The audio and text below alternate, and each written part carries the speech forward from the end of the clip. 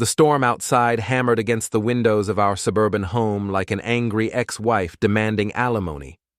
I sat in my home office, surrounded by building safety reports and compliance documents, nursing my third cup of coffee that had gone cold hours ago. The clock on my computer screen glowed 8:17 p.m. My name is Trevor Lawson, and I'm a facilities compliance auditor for commercial buildings. Sounds boring as hell, right? Most days it is. I spend my time checking elevator certifications, fire safety systems, and making sure building owners aren't cutting corners that could get people ruined. It's steady work, decent pay, and it keeps me busy enough to ignore the growing cracks in my marriage. My wife Paige, 38 and ambitious as a politician during election season, works as an event coordinator for Premier Business Center downtown. She's the type who can organize a 1,000-person gala while juggling 3 phone calls and somehow still look like she stepped out of a magazine. Me? I look like I stepped out of a hardware store catalog on a good day.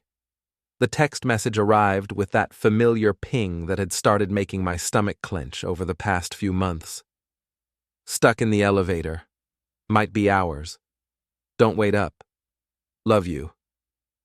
I stared at the message, feeling that familiar twist of worry mixed with something else I didn't want to name.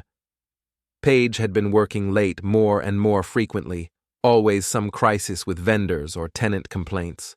Always something about elevators, locked doors, unexpected delays. The excuses were getting creative. My first instinct was to call her, but I stopped myself. If she was really stuck, her phone battery might be running out. Instead, I opened our smart home dashboard to distract myself from the worry gnawing at my gut. That's when I remembered the security access. 6 months ago, I'd done a compliance audit for Meridian Tower, the luxury apartment building where Paige's company handled several high-end events. As part of the audit, I'd been given temporary access to their security systems to verify camera placement and emergency protocols. The access was supposed to expire after 30 days, but like most building management companies, they'd never bothered to revoke it. I told myself I was just checking to see if there were any service alerts, maybe find out how long she'd really be stuck. Just being a concerned husband. Nothing more. The security portal loaded slowly, my internet struggling against the storm. When it finally connected, I could see the building's status dashboard.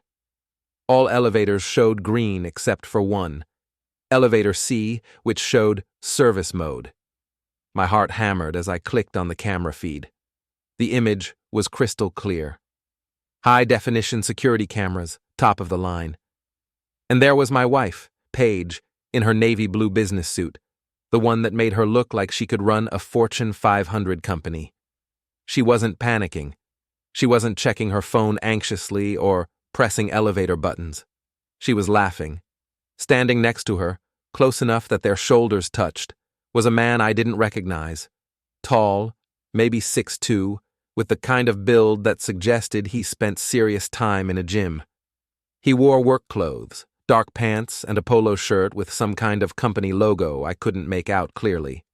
As I watched, frozen in my chair, the man said something that made Paige throw her head back and laugh.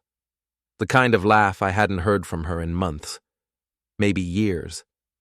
Then he reached out and adjusted her jacket collar, his fingers lingering on the fabric. The elevator wasn't stuck. I watched as it stopped at the 15th floor. The doors opened. Neither of them moved to exit. The doors closed again, and the elevator continued upward. My hands were shaking as I fumbled for my phone to record the screen. The timestamp showed 8:23 p.m. I captured nearly 10 minutes of footage before they finally exited on the 20th floor, walking close together down a hallway that led to the luxury apartments. I sat there in the dark, the only light coming from my computer screen, feeling like someone had reached into my chest and rearranged my internal organs. 20 years of marriage, 20 years of building a life together, buying this house, raising our daughter Jaden, who was thankfully away at college and didn't have to witness whatever the hell this was turning into. The smart thing would have been to confront her immediately. Drive downtown, bang on doors, demand explanations. That's what the old Trevor might have done. The Trevor who still believed in fair fights and honest conversations. Instead, I did what I do best. I investigated. The building's access logs were part of the same security system. It took me less than 5 minutes to pull up the elevator override records. There it was, clear as day. At 7:45 p.m., someone with Paige's security card had manually switched elevator C to service mode, effectively taking it out of normal operation. She'd lied about being stuck. She'd orchestrated the whole thing. I saved everything to an external drive. The video footage, the access logs, timestamps, everything. Then I sat back in my chair and stared at the ceiling, listening to the storm rage outside. My phone buzzed with another text. Building maintenance says it might be another hour. So sorry, honey, this is so frustrating. I typed back, no problem, stay safe, love you too. But as I hit send, something cold and calculating settled into my chest where the hurt had been. Paige wanted to play games with elevators and fake emergencies? Fine.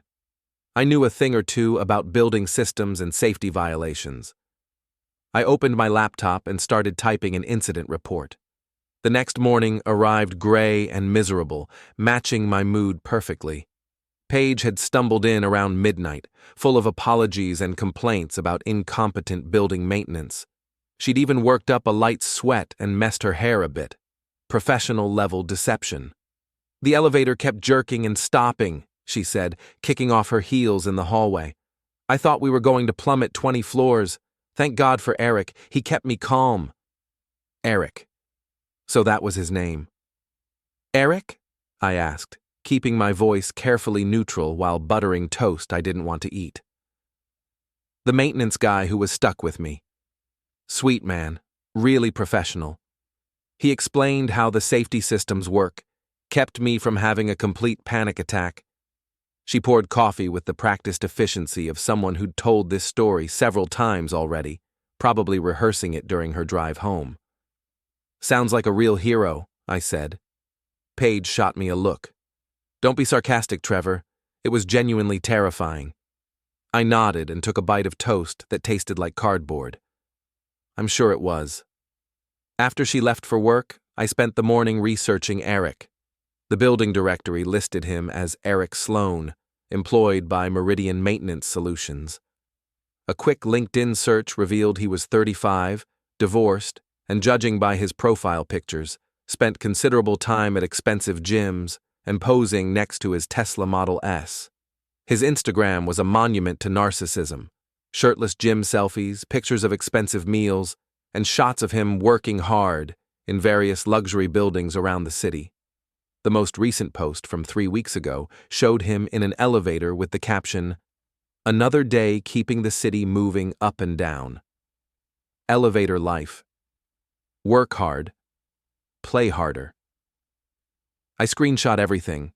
The anonymous compliance report I'd filed the night before was already working its way through the system. As a licensed auditor, I knew exactly which buttons to push and which regulations to cite. Unauthorized use of safety systems, falsified incident reports, potential insurance fraud, the kind of violations that made building owners break out in cold sweats. My phone rang around noon. The caller ID showed Meridian Tower management. Mr. Lawson? This is Janet Morrison from Meridian Tower. We received your compliance report regarding elevator safety violations. We need to discuss this immediately. Of course, I said, settling into my professional voice. I assume you've reviewed the documentation I provided?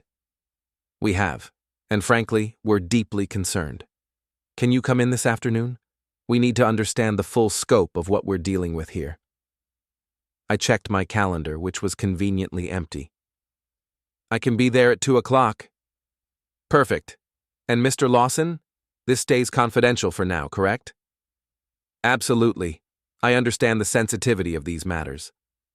After hanging up, I sat back and smiled for the first time in 12 hours. Phase 1 was in motion. The Meridian Tower lobby was all marble and glass, the kind of place where people paid $4,000 a month for the privilege of looking down on the rest of the city. Janet Morrison turned out to be a sharp-dressed woman in her 50s who looked like she'd eaten building contractors for breakfast. "Mr. Lawson, thank you for coming in so quickly. I have to say, your report has caused quite a stir upstairs."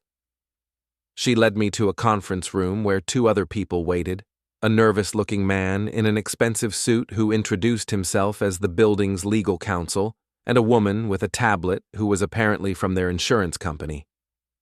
"Let's cut to the chase," Morrison said, settling into her chair. "Your documentation shows clear evidence of safety system tampering and falsified incident reports. This could cost us millions in liability exposure." I opened my laptop and connected it to their conference room display. The evidence speaks for itself.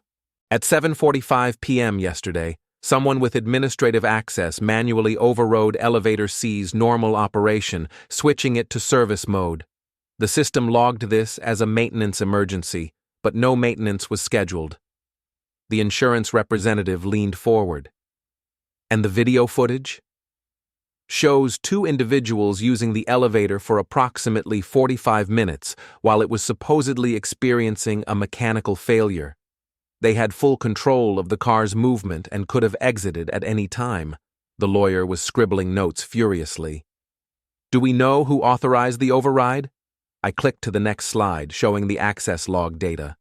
"Security card number 4471, registered to Premier Business Center." The cardholder would have needed administrative privileges to access service mode. Morrison's face had gone pale. "Premier handles several of our high-end events. They have temporary administrative access for setup and breakdown." "The male individual in the footage," I continued, "appears to be wearing a Meridian Maintenance Solutions uniform. I assume you can identify him from the video." The insurance woman was typing rapidly on her tablet. "This is a nightmare. If they were conducting unauthorized activities while falsifying safety records..." "The liability exposure is significant," I agreed. "Insurance fraud, safety violations, potential criminal charges depending on what activities were taking place." Morrison stood up abruptly. "I need to make some calls. Mr. Lawson, can we retain you to conduct a full audit of our safety systems and access protocols?" "I'd be happy to help," I said, closing my laptop. "Though I should mention, I believe my wife works for Premier Business Center. I want to be transparent about any potential conflicts of interest." The room went silent. "Your wife?" Morrison asked slowly. "Paige Lawson. She's an event coordinator. I'm not sure if she's involved in whatever happened yesterday, but I thought you should know." The lawyer and insurance representative exchanged glances that could have frozen hell over. "Mr. Lawson," Morrison said carefully, "we appreciate your professionalism in disclosing that connection. It actually makes your report more credible, not less." I nodded gravely. "I believe in doing the right thing, regardless of personal relationships." As I walked back to my car, I could practically feel the phone calls and emergency meetings starting behind me. By tomorrow, Paige's world was going to get very complicated. My phone buzzed with a text from her. "Working late again tonight. Vendor crisis, don't wait up." I typed back, "No problem, I'll be working late too. Big case developing." That wasn't a lie.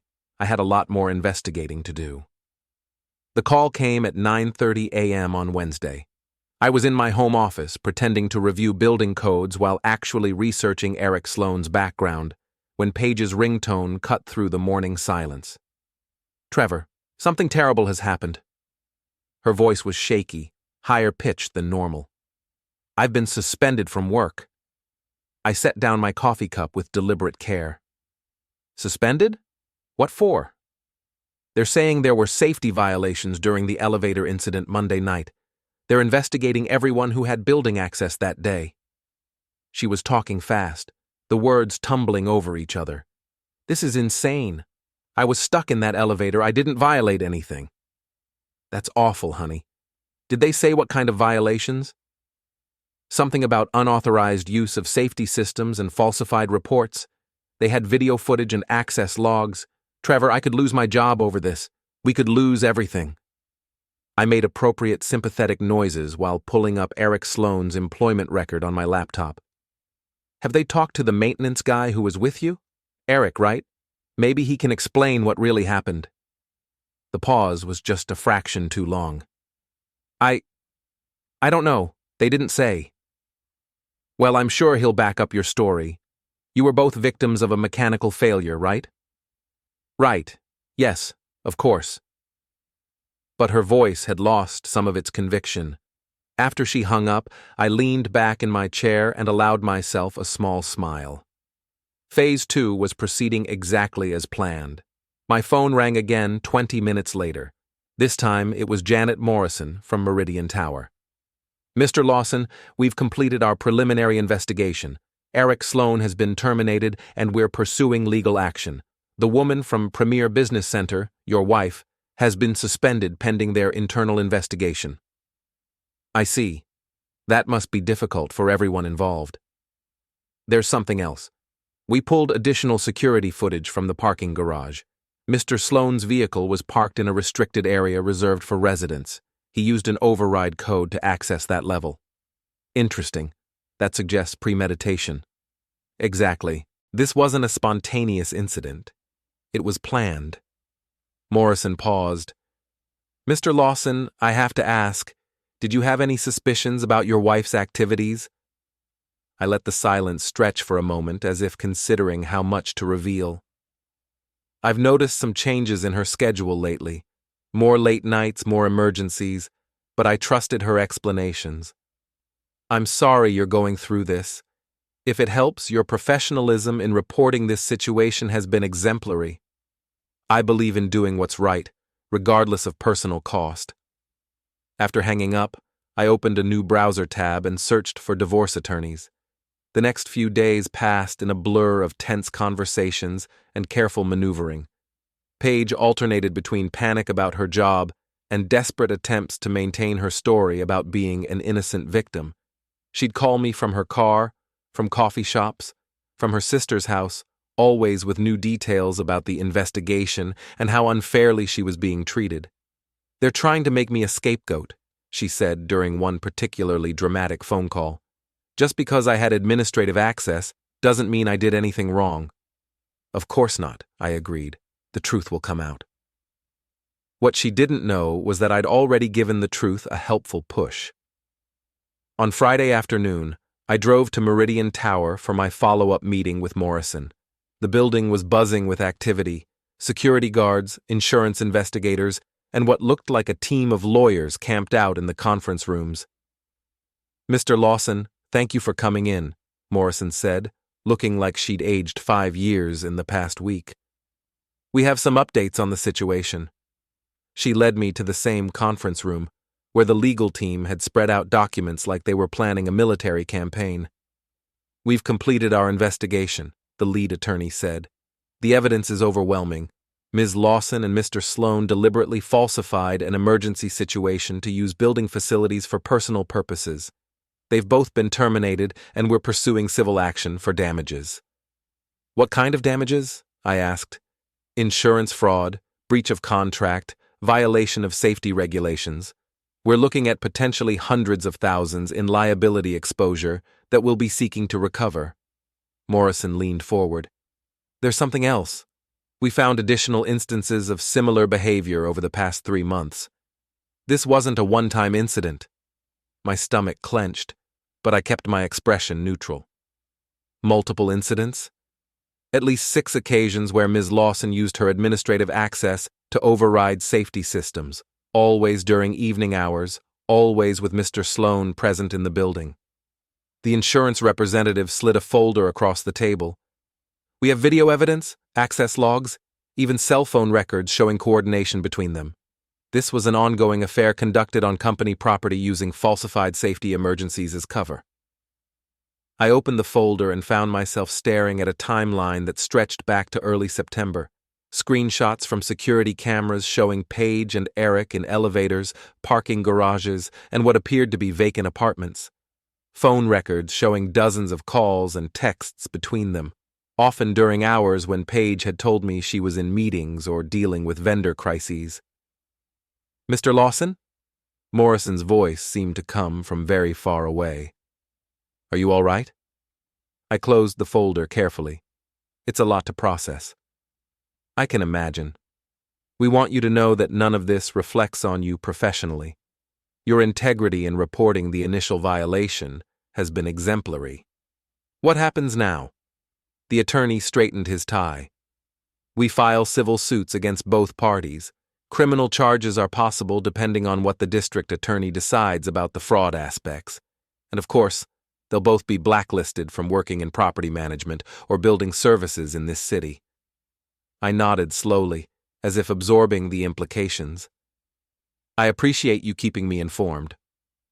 As I walked back to my car, I pulled out my phone and called the divorce attorney I'd consulted earlier in the week. Sarah Chen's office. "This is Trevor Lawson. I'd like to schedule an appointment with Ms. Chen as soon as possible." "Certainly, Mr. Lawson. How does Monday morning look?" "Perfect. And please tell Ms. Chen that I have extensive documentation regarding my wife's misconduct. Financial records, video evidence, the works." "I'll make a note. Anything else?" I looked up at Meridian Tower, its glass facade reflecting the afternoon sun like a mirror. "Tell her we won't be needing mediation. This is going to be a very straightforward case." Paige was waiting for me when I got home, pacing the living room like a caged animal.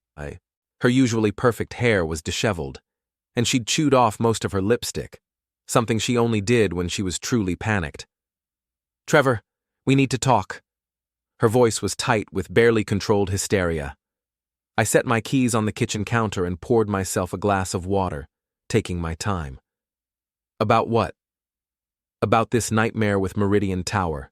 They're saying I committed fraud. Fraud, Trevor. They're talking about criminal charges." "That sounds serious." I leaned against the counter, studying her face. "What exactly are they accusing you of?" She started pacing again, her heels clicking against the hardwood floor. "They're saying I falsified safety emergencies to use the building inappropriately. They have video footage and access logs that supposedly prove I was lying about being stuck in that elevator." "Were you lying?" The question hung in the air between us like a loaded gun. Paige stopped pacing and stared at me, her face cycling through surprise, indignation, and something that might have been fear. "How can you even ask me that? I'm your wife. I was terrified in that elevator." "With Eric." Another pause, shorter this time. "Yes, with Eric, the maintenance man who was trying to help me." I nodded slowly, then walked to my home office. When I returned, I was carrying my laptop. "Trevor, what are you doing?" I set the laptop on the kitchen island and opened it, pulling up the security footage I'd saved. "I want to show you something." The video began playing, crystal clear footage of Paige and Eric in the elevator, laughing and touching, completely relaxed. I watched her face as she recognized what she was seeing. The color drained from her cheeks. "Where did you get this?" "I have access to Meridian's security system from the audit I did last year. When you texted that you were stuck, I checked to see if I could find out how long the repairs might take." I paused the video at a particularly damning moment where Eric's hand was on her waist. Imagine my surprise. Paige sank into one of the kitchen chairs, her hands shaking. "Trevor, I can explain." "Please do, because what I'm seeing here is my wife, who supposedly was trapped in a terrifying elevator malfunction, having what appears to be a very pleasant conversation with a man who's touching her in ways that seem pretty familiar. It's not what it looks like." "Really? Because it looks like you lied to me. It looks like you've been lying to me for months." I clicked to another video file. "This is from September 15th. You told me you were working late on the Henderson wedding, but here you are in the same elevator with the same man." Her face crumpled. "Trevor, please." "October 3rd. The night you said you had food poisoning and couldn't come to my company dinner." Another video. "October 18th, when you were supposedly dealing with a vendor crisis until midnight." I had 6 videos total, spanning 3 months. Each one showed the same thing: my wife and Eric Sloan using Meridian Tower's elevators and facilities for their affair, falsifying safety emergencies as cover. "How long?" I asked. Paige was crying now, mascara running down her cheeks.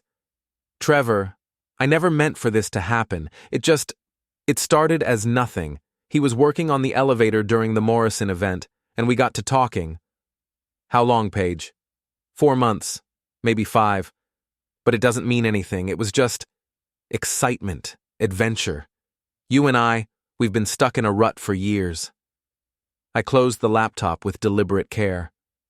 "So you decided to get unstuck by committing fraud and adultery.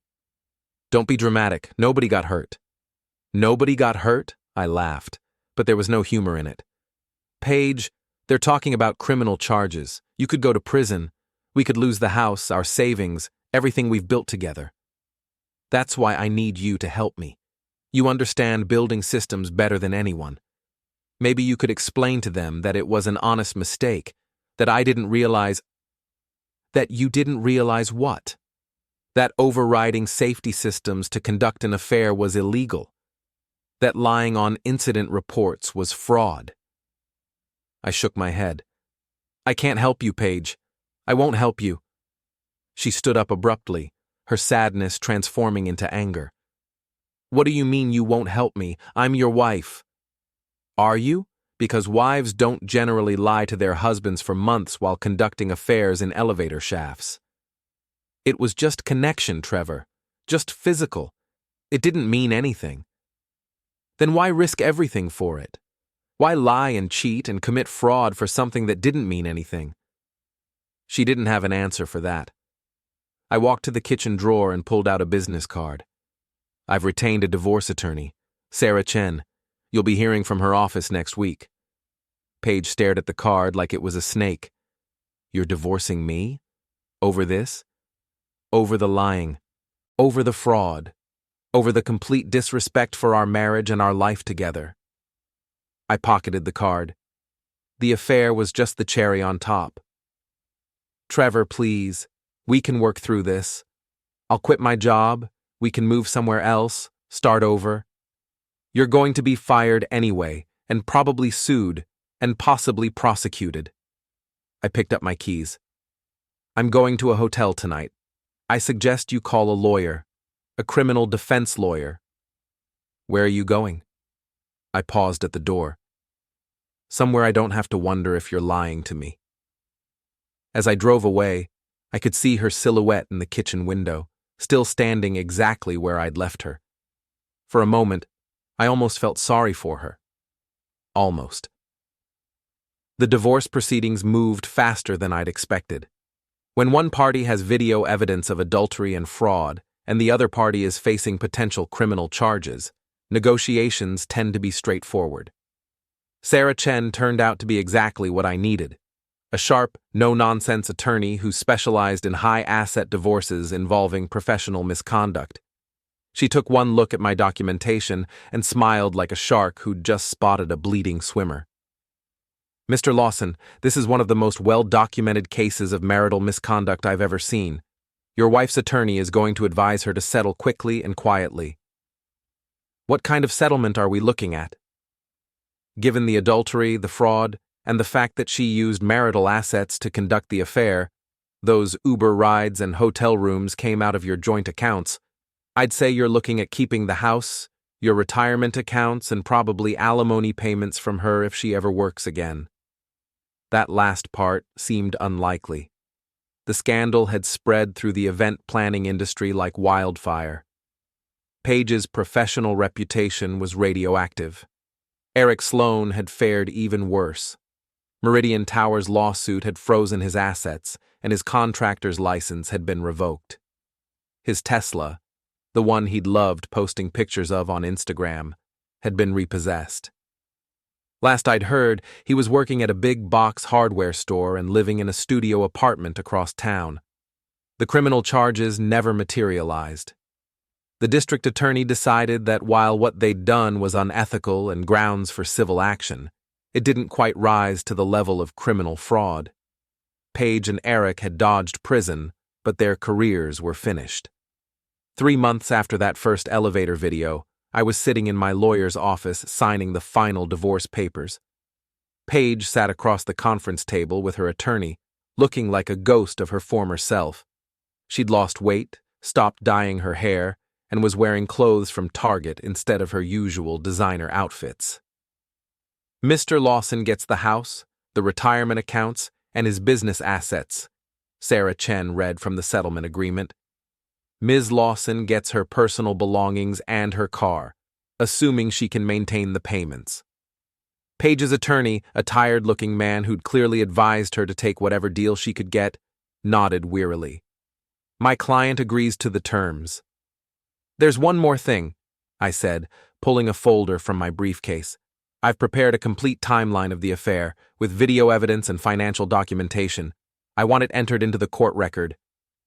Paige looked up sharply. "Why? We're settling. Why do you need to humiliate me further?" "Because I want there to be a permanent record of what happened. I want anyone who ever questions my integrity or my version of events to be able to look up the facts." Sarah Chen smiled approvingly. "It's within your rights, Mr. Lawson."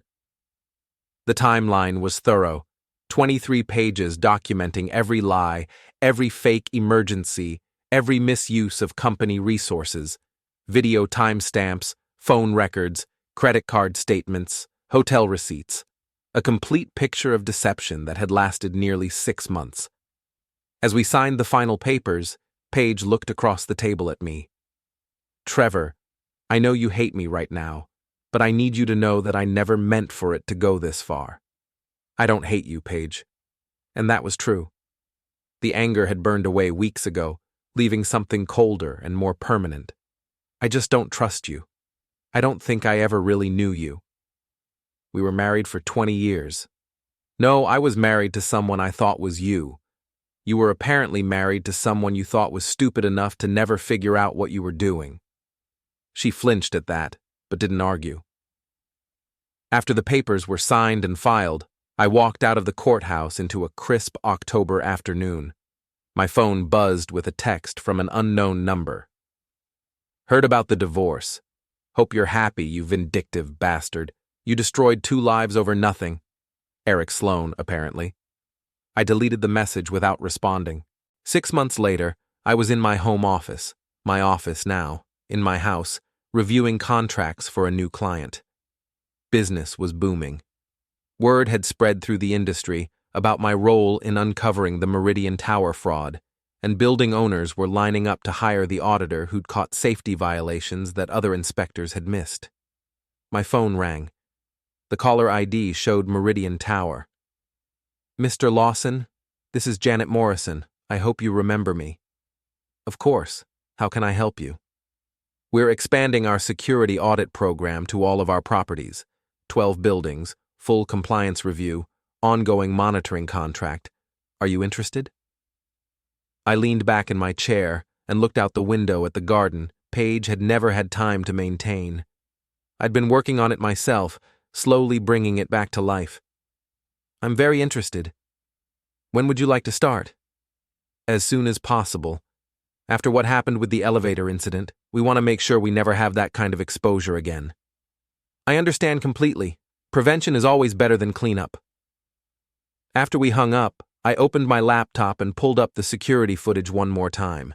Not the elevator videos. I'd deleted those months ago. Instead, I watched the parking garage footage from that first night, the moment when I'd decided to stop being a victim and start being something else. The timestamp showed 8:17 p.m., the exact moment my marriage ended and my real life began. I closed the laptop and went back to work. There were buildings to audit, safety systems to verify, and a business to run. The truth, it turned out, was not only profitable, it was liberating. Paige had wanted excitement and adventure. She'd wanted to feel like she was going somewhere instead of being stuck in the same place. She'd gotten her wish. She was definitely somewhere else now, and I was exactly where I belonged.